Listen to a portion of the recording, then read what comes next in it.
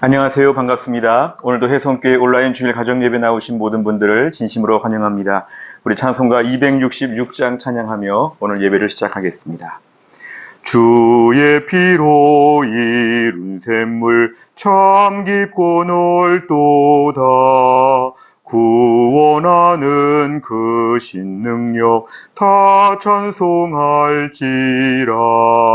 찬송하세 주의 보혈 그 샘에 지금 나가 죄에 깊이 빠진 이 몸 그 피로 씻어 맑히네. 죄악 세상 이김으로 거룩한 길 가는 나의 마음 성전 삼고 주께서 계시네. 찬송하세 주의 보혈 그 샘에 지금 나가 죄에 깊이 빠진 이 몸 그 피로 씻어 맑히네. 주 예수를 깊이 아는 놀라운 그 은혜 하늘나라 즐거움이 매일 새롭도다. 찬송하세 주의 보혈 그 샘에 지금 나가 죄에 깊이 빠진 이 몸 그 피로 씻어 맑히네. 아멘. 하나님 말씀은 로마서 1장 17절입니다. 로마서 1장 17절 다 같이 읽겠습니다. 복음에는 하나님의 의가 나타나서 믿음으로 믿음에 이르게 하나니 기록된 바 오직 의인은 믿음으로 말미암아 살리라 함과 같으니라. 아멘. 우리가 오늘은 이 말씀을 중심으로 하여서 로마서 이신칭의 이런 주제로 하나님 말씀을 같이 나누겠습니다. 안쪽에 보시면은 명칭이 나와 있습니다. 헬라어 성경으로 볼 때 로마서는 프로스 로마이우스 이렇게 되어 있습니다. 프로스 로마이우스, 이 뜻은 로마인들에게 또 로마 교회에 있는 성도들에게 이렇게 뭔가 투라고 하는 방향을 가리키고 하는 그런 편지의 어떤 수신자를 이야기합니다. 영어로는 로만스라고 이렇게 말하고 우리말로는 로마에 보내는 글, 로마에 보내는 편지, 그래서 로마서 이렇게 되어 있습니다. 이 로마서는 사도 바울에 의해 쓰여졌다고 저희가 알고 있고 3차 전도 여행을 마치고 이제 고린도에 있을 때에 이제 썼던 것으로 전해지고 있습니다. 오늘 사도 바울은 지금 로마 교회 성도들에게 자신의 방문을 미리 준비시키고자 하는 그런 목적을 가지고 있고 또한 앞으로 서바나 스페인 쪽에 이제 선교를 위해서 재정적인 후원을 받으려고 하는 그런 생각도 있었던 것으로 보입니다.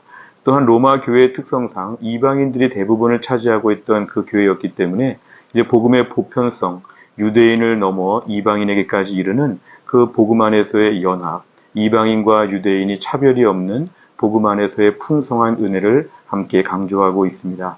이 로마 교회는 누가 세웠는가에 대해서 많은 학자들의 논란이 있지만 대체적으로 사도행전 2장에 있었던 오순절 성령 강림 사건 이후에 당시에 오순절에 예루살렘을 방문했던 그러한 사람들에 의해서 이들이 돌아가서 교회를 세웠다고 하는 것이 가장 보편적인 답입니다. 이 로마서의 주제는 이신칭의, 한자를 보면은 믿음으로써 의롭다고 칭함을 받는다, 이신칭의라고 되어 있고 영어로는 justification by faith라고 해서 믿음으로써 의롭게 된다, 이러한 뜻입니다. 사람은 자신의 행위로 의롭게 될 수 없고 철저하게 예수 그리스도를 믿음으로 말미암아 의롭다고 인정해 주시는 그 의를 오늘 로마서는 강조하고 있습니다. 예수 그리스도를 믿음으로 말미암아 의에 이른다, 이것이 핵심적인 내용입니다. 구조를 보시면 크게 둘로 나눌 수 있습니다. 더 자세히 나눌 수 있지만 간단하게는 둘로 나눠서 1장부터 11장까지는 믿음을 통해 의롭게 되는 것을 얘기하고 마지막 12장에서 16장까지는 의롭게 된 사람은 이렇다, 이렇게 산다, 그런 뜻을 가지고 있습니다. 전반부에 있어서는 어떤 인간의 죄에 대한 부분들, 그리고 그 속에서 우리가 의롭다함을 받을 수 없는 우리의 모든 부족함을 얘기하고 예수 그리스도를 믿음으로 말미암아 모든 믿는 자에게 미치는 하나님의 의, 차별이 없는 하나님의 의에 대해서 많이 강조하고 있습니다. 그래서 결국은 믿음으로 사람이 의롭게 된다.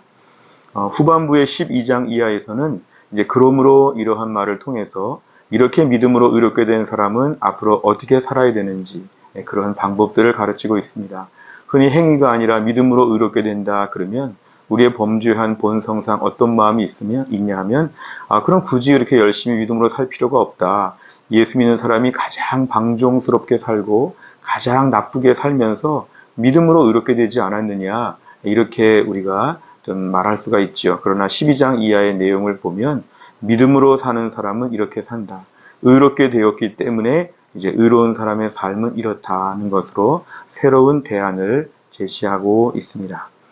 세 번째 주제를 보시면 첫 번째, 행위가 아니라 믿음으로 의롭게 된다. 로마서의 핵심적인 주제입니다. 유대인들은 율법을 잘 지켜서 또한 자신이 선하게 살아서 공로와 공적으로 의롭다고 인정받는 것을 강조했지만 로마서는 행위가 아니라 믿음으로 의롭게 된다. 만약에 행위로 의롭게 되면 한 70점, 80점 가지고 의로울 수 없다는 거죠. 행위로 만약에 의롭다 하면 100점, 완벽한 만점이 나와야 되는데 인간은 그럴 수가 없다는 것입니다. 그래서 예수님께서 나를 위해 이 땅에 오시고 십자가에서 죽으시고 부활하셔서 우리의 죄와 사망의 권세를 이기시고 우리에게 구원의 은혜를 베풀어 주셨는데 결국은 의롭게 된다고 하는 이런 개념은 예수님을 믿어야 의롭게 된다. 결국 이것은 인간의 노력으로 되는 것이 아니라 하나님의 절대 주권에 의해서 예수님의 대속의 십자가의 은혜로 말미암아 우리가 오늘 의롭게 될 수 있다. 이 부분을 명확히 강조하고 있습니다. 두 번째를 보면 복음은 이방인과 유대인의 차별이 없다 그랬습니다. 당시에 이렇게 유대교적인 어떤 특징을 가지고 있는 성도들은 유대인들에겐 뭔가 조금 더 특별한 권한이 있다고 생각하고 또 유대인들에게 구원의 우선권이 있는 것처럼 생각하고 만약에 이방인이 교회에 나온다 그러면 좀 차등 마치 이렇게 등급이 있는 것처럼 이들을 좀 무시하는 것이 있었습니다. 또 한 가지는 율법을 더 지켜야 된다고 해서 예수님 믿는 거 말고 또 옵션으로 율법도 지켜야 된다. 그래야 온전한 구원이다. 뭐 이런 식의 가르침들이 많이 있었다면 로마서에서는 복음에는 차별이 없다. 예수 그리스도를 믿음으로 말미암아 모든 믿는 자에게 미치는 하나님의 의인이 차별이 없느니라. 남자나 여자나 이방인과 유대인이나 지식인이나 야만인이나 관계없습니다. 오직 예수님 믿으면 구원받는 것, 이것은 모두에게 똑같은 것이기 때문에 사도 바울은 이것을 중심으로 해서 이방인의 사도가 되어서 이방인을 향해 복음을 전하는 일에 열심을 내게 되었고 로마가 이런 면에서는 좀 선교적인 거점이 되었으면 좋겠다. 이런 마음을 가지고 로마서를 쓰게 되었습니다. 세 번째를 보면 분명한 복음은 삶으로 증거되어야 한다 그랬습니다. 로마서의 후반부 부분을 지금 얘기하고자 하는 것입니다. 우리가 오늘 믿음으로 의롭게 되었다고 하면 이제 우리의 삶은 의롭게 되었다는 건 완벽하게 되었다는 뜻입니다. 오늘 예수 믿고 단번에 100점 된 것이죠. 점점 점수가 올라가서 의롭게 된다는 것은 복음과는 다른 것입니다. 예수를 오늘 믿고 오늘 죽어도 100점 만점으로 천국 간다는 것이죠. 그런데 여기에 기준점이 바로 뭐냐 하면은 오늘 복음은 정말 철저하게 예수님의 은혜로 구원받는데 이제 성도의 삶은 이 땅에서 구원받기 위해서가 아니라 구원받았기 때문에 좀 보여줘야 됩니다. 예수 믿는 남편이 뭐가 다른가? 예수 믿는 아저씨가 뭐가 다른가? 이런 면에서 우리가 삶으로 증거하는 것이죠. 이 증거하는 삶이 평생의 우리의 소명입니다. 내가 있는 가정과 직장에서 내 복음을 삶으로 증명하게 하여 주옵소서. 그래서 온전한 믿음의 사람이 되려고 하는 것이고 삶 자체가 이제는 온전한 예배자로서의 삶으로 우리의 삶이 바뀌는 것입니다. 그런데 예수 믿으면서 부담 없이 믿는다는 말은 잘못된 것입니다. 부지런히 믿음을 증거하는 삶을 살기 위해서 우리는 사명자로 살아야 한다. 삶으로 증거되는 삶이 되어야 한다. 이것입니다. 네 번째, 적용입니다. 첫째, 구원받은 은혜를 잊지 않아야 한다. 오늘 저희가 믿음으로 의롭다함 받았으면 철저하게 은혜라고 말해야 됩니다. 행위로 의롭다함 받았으면 큰 소리 칠 수 있죠. 남들 앞에서 좀 공치사할 수 있죠.